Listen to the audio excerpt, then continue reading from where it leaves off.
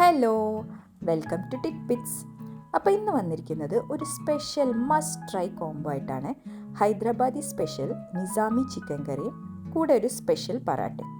ഈ നിസാമി ചിക്കനെ കുറിച്ച് ഇപ്പോൾ എന്താ പറയുക, ഭയങ്കര റിച്ചും നല്ല ഫ്ലേവർഫുൾ ബോംബായിട്ടുള്ളൊരു കറിയാണ്. ഇപ്പോൾ വീട്ടിൽ ഗസ്റ്റൊക്കെ വരികയാണെങ്കിൽ ഒന്ന് ട്രൈ ചെയ്ത് നോക്കാൻ പറ്റിയ ഒരു റെസിപ്പിയാണ് കേട്ടോ.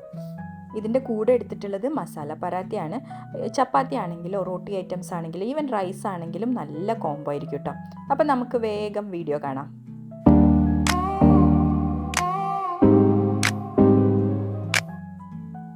അപ്പം നമുക്ക് കറി ഉണ്ടാക്കാൻ സ്റ്റാർട്ട് ചെയ്യാം അല്ലേ. അതിന് വേണ്ടിയിട്ട് ഒരു പാന് ചൂടാക്കിയിട്ട് അതിൽ ആവശ്യത്തിന് മാത്രം ഓയിൽ ഒഴിച്ചു കൊടുക്കുന്നുള്ളൂ. ഇത് സൺഫ്ലവർ ഓയിലാണ്. ഒരു 4 ടേബിൾ സ്പൂൺ എടുത്തിട്ടുണ്ട്. നമ്മൾ ബിരിയാണിക്ക് വേണ്ടിയിട്ട് ഉള്ളി ഡീപ്പ് ഫ്രൈ ചെയ്തെടുക്കൂലേ, അത്രയൊന്നും ഓയിൽ ആവശ്യമില്ല. ആവശ്യത്തിന് മാത്രം ഒഴിച്ചു കൊടുക്കുന്നുള്ളൂ. ഇനി ഇതിലേക്ക് ഞാൻ എടുക്കുന്നത് ഒരു 2 വലിയ സവാളയാണ്. അത് ചെറിയ നേരിയതായിട്ട് സ്ലൈസ് ചെയ്തിട്ട് ഇട്ട് കൊടുക്കുകയാണ്. അപ്പോൾ ഇതിൽ നമ്മൾ ശ്രദ്ധിക്കേണ്ടത് എന്താണെന്ന് വെച്ചാൽ ഇത് നന്നായിട്ട് ഇളക്കി കൊടുക്കണം. ഇപ്പോൾ കുറച്ച് ആവശ്യത്തിന് മാത്രം ഓയിൽ ഒഴിച്ചുകൊണ്ട് നന്നായിട്ട് ഇളക്കി കൊടുത്ത് അത് കൈവിടാതെ തന്നെ ഇളക്കി കൊടുക്കുക. അപ്പോൾ ഇതൊരു മീഡിയം ടു ലോ ഫ്ലെയിമിലാണ് വെച്ചിട്ടുള്ളത്.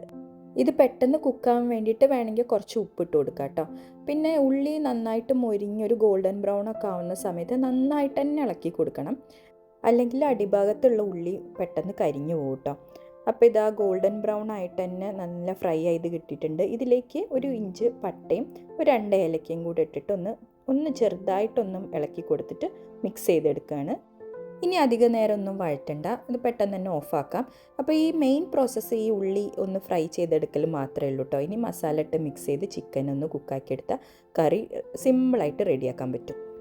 ഇനി നമ്മൾ ഏത് പാത്രത്തിലാണോ കറി ഉണ്ടാക്കുന്നത് ആ പാത്രത്തിലേക്ക് ക്ലീൻ ചെയ്ത് വെച്ച ചിക്കൻ ഇട്ട് കൊടുത്തിട്ട് ഇതൊരു 600 ഗ്രാം ചിക്കൻ ഉണ്ട്. അതിലേക്ക് ഒരു 1/2 കപ്പ് കട്ട തൈര് ഒഴിച്ചു കൊടുക്കുകയാണ്. ഇത് പുളിയില്ലാത്ത തൈരാണ്. അതിലേക്ക് ഇനി 1 ടേബിൾ സ്പൂൺ ഇഞ്ചി വെളുത്തുള്ളി പേസ്റ്റാണ് ഇട്ട് കൊടുത്തിരിക്കുന്നത്. ചതച്ചാണെങ്കിലും ഇട്ട് കൊടുക്കാം. ഇനി ഇതാ ഫ്രൈ ചെയ്ത് വെച്ച ഉള്ളി, ഇതിപ്പോൾ ഒരു 2 വലിയ സവാള ഉണ്ടായിരുന്നു, പക്ഷെ നമുക്ക് പൊരിച്ചെടുക്കുമ്പോൾ ഇത് കുറച്ച് അളവ് കുറയുമല്ലോ എന്തായാലും. ഇനി ഇതാ ഈ പൊടികളൊക്കെയാണ് ഇട്ട് കൊടുക്കുന്നത്. അതിൻ്റെ അളവ് ഞാൻ പറയാം. 2 ടേബിൾ സ്പൂൺ മല്ലിപ്പൊടി, പിന്നെ മിക്സ് ചെയ്തിട്ട് കാശ്മീരി ചില്ലിയും എരിവുള്ള മുളകും പൊടിയും കൂടെ ഒരു ടേബിൾ സ്പൂൺ എടുത്തിട്ടുണ്ട്. ഒരു 1/4 തൊട്ട് 1/2 ടീസ്പൂൺ വരെ മഞ്ഞൾപ്പൊടി എടുത്തിട്ടുണ്ട്.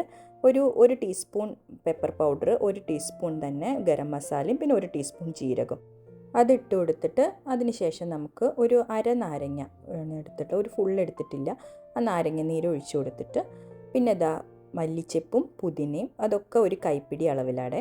ഒരു 2 പച്ചമുളകും കൂടെ ഇട്ട് കൊടുക്കുകയാണ്. ഇത് എരിവുള്ള പച്ചമുളക് ആയതുകൊണ്ട് കേട്ടോ 2 എണ്ണം മാത്രമേ ഇട്ട് കൊടുത്തിട്ടുള്ളൂ.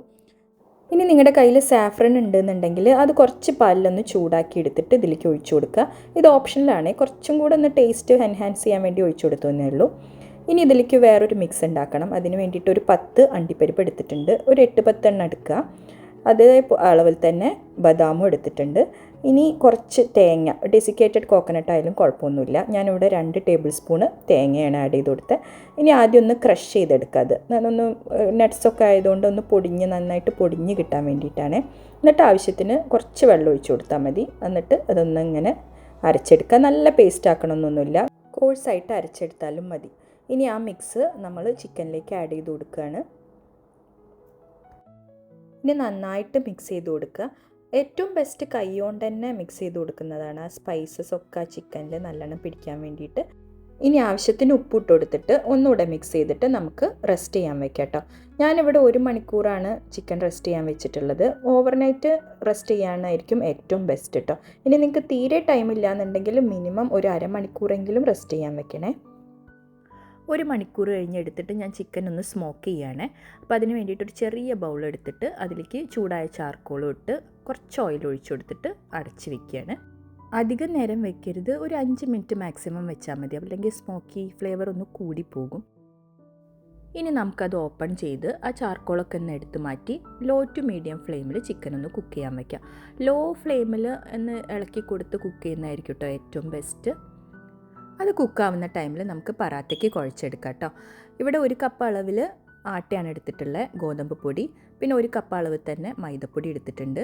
വേണമെങ്കിൽ ആട്ട മാത്രമായിട്ട് ഉണ്ടാക്കാം കേട്ടോ. ഇതിലേക്ക് ഇനി ആവശ്യത്തിന് ഉപ്പ് ആഡ് ചെയ്ത് കൊടുക്കുകയാണ്. ഇനി 1 കപ്പ് അളവിൽ ചെറു ചൂടുവെള്ളമാണ് കേട്ടോ ഒഴിച്ചു കൊടുക്കുന്നത്. ഇത് കുറച്ചും കൂടെ സോഫ്റ്റായി കിട്ടും കേട്ടോ മാവ്. ഇനി നല്ലോണം കുഴച്ചെടുക്കുക. നല്ലോണം കുഴച്ചാൽ മാത്രമേ നല്ല ഫ്ലഫി ആയിട്ട് നമുക്ക് പറാത്ത കിട്ടുള്ളൂ കേട്ടോ. അതൊന്ന് കുഴച്ചെടുത്ത് കഴിഞ്ഞാൽ നമുക്ക് ഇതൊന്ന് റെസ്റ്റ് ചെയ്യാൻ വെക്കുക. അതിന് മുന്നേ കുറച്ച് ഓയിലൊന്ന് മുകളിൽ സ്പ്രേ ചെയ്ത് കൊടുക്കുകയാണ്, അതൊന്ന് ഡ്രൈ ആവാതിരിക്കാൻ വേണ്ടിയിട്ട്. മൊത്തത്തിലൊന്ന് സ്പ്രെഡ് ചെയ്തിട്ട് ഒരു 10 മിനിറ്റ് നമുക്ക് അടച്ച് വെച്ച് റെസ്റ്റ് ചെയ്യാൻ വയ്ക്കാം.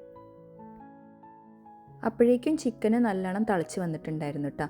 ഇതിലേക്ക് ഇനി 1 ടേബിൾ സ്പൂൺ നെയ്യ് ആഡ് ചെയ്ത് കൊടുക്കുന്നുണ്ട്. ഒരു നല്ല ഫ്ലേവറാണ് കേട്ടോ ഈ നെയ്യ് ആഡ് ചെയ്ത് കഴിഞ്ഞാൽ. ആദ്യം ഞാനൊരു മീഡിയം ഫ്ലെയിമിൽ വെച്ചിട്ട് ചെറിയ തിള വരുമ്പോൾ ഒന്ന് ലോ ഫ്ലെയിമിലാക്കിയിട്ട് പിന്നെ അങ്ങനെ തന്നെ കേട്ടോ കുക്ക് ചെയ്തെടുത്തത്. ഏകദേശം ഒരു 30 മിനിറ്റോളം എടുക്കും കേട്ടോ കറി റെഡിയായി കിട്ടാൻ. ഗാർണിഷ് ചെയ്യാൻ കുറച്ച് മല്ലിയിലയും കൂടെ ഇട്ടെടുത്ത് കഴിഞ്ഞാൽ നമ്മുടെ കറി സെറ്റ്. അപ്പോൾ കറി റെഡിയായ സ്ഥിതിക്ക് ഇനി നമുക്ക് പറാത്ത ഒന്ന് ചുട്ടെടുക്കാം അല്ലേ. അപ്പോൾ ഇതാ ചെറിയ ബൗൾസാക്കി എടുത്തിട്ട് കുറച്ച് പൊടി തൂവിയിട്ട് പറ്റാവുന്ന പോലെ ഒന്ന് റൗണ്ടായിട്ട് പരത്തിയെടുക്കുകയാണ്. അധികം തിക്കും ആവണ്ട, എന്നാൽ നല്ല തിന്നും ആവരുത്, ഒരു ചെറിയ കട്ടിയിൽ തന്നെ ഉണ്ടായിക്കോട്ടെ കേട്ടോ. അതിൻ്റെ മുകളിൽ കുറച്ച് നെയ്യ് ബ്രഷ് ചെയ്ത് കൊടുക്കുകയാണ്. പിന്നെ ഇട്ട് കൊടുക്കുന്നത് ജീരകപ്പൊടിയാണ്. ഇതിങ്ങനെ സ്പ്രെഡ് ചെയ്തിട്ട് ഇട്ട് കൊടുത്താൽ മതി. കുറച്ച് ചില്ലി ഫ്ലേക്സും അതേ അളവിൽ തന്നെ ചില്ലി ഫ്ലേക്സും ഇട്ട് കൊടുത്തിട്ട് കുറച്ച് ചാറ്റ് മസാലയാണ് ആഡ് ചെയ്യുന്നത്.